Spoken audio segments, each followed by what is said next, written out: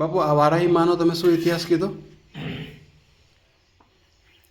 વારાહીમાંનો ઇતિહાસ એવો છે હા કે આ પૃથ્વી રાહતા થતી હતી. રસાતળ હતી. હા હા, ત્યારે ભગવાન દેવોએ વિચાર કર્યો કે આ કરવું શું એમ. હા પછી એવી શક્તિ પ્રગટ થઈ. હા. અને એ શક્તિ કોણ? વારાહી. એ વારાહી. એ વારાહીમાં પૂજાય છે અત્યારે. અચ્છા.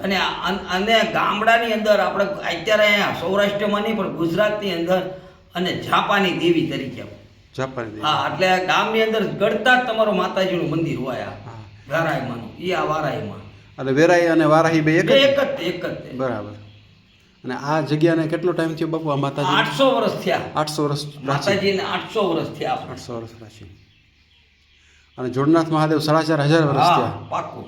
કૃષ્ણ ભગવાન સ્વયં પધાર્યા હતા. ભગવાન કૃષ્ણ અને પાંડવો સિંહોરની યાત્રામાં નીકળેલા ધંધુકાથી દીવ સુધીનું જે સ્થળ છે એ હેડંબાનું વન હતું. અચ્છા, બરાબર. અને એ હેડંબાની વનની અંદર ભગવાન કૃષ્ણ અને પાંડવો નીકળેલા પ્રસાર થઈ અને આ બધે યાત્રા કરેલી અચ્છા. એવી એક દંતકથામાં જી. ઉલ્લેખ છે. અને બ્રહ્મકુંડમાં ભગવાને સ્નાન અને કર્યું. બ્રહ્મકુંડ જે છે એ ભગવાન કૃષ્ણ ખુદ સ્નાન કરેલું. ઓહો. અને સાંજેડા મહાદેવ છે એ શાંતૈક ઋષિનો આશ્રમ હતો. ત્યાં આગળ ભગવાનને સુદામાં ભણેલા.